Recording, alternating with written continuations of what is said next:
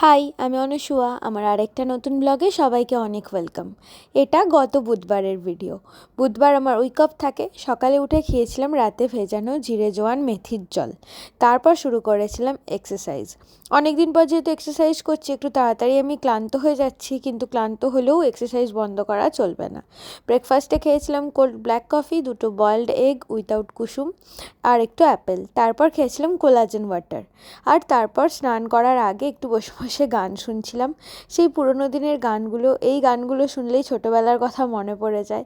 স্কুলে যাওয়ার আগে এই গানগুলো 9XM, MTV এসবে শুনতাম।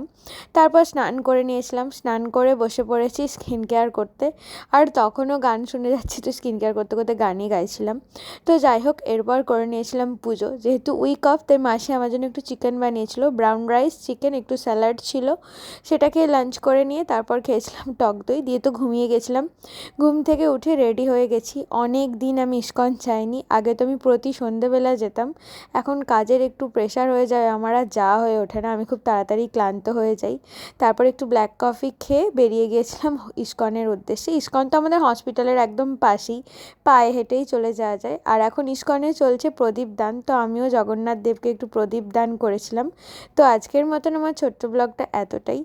কেমন লাগলো তোমরা অবশ্যই জানিও। বাই।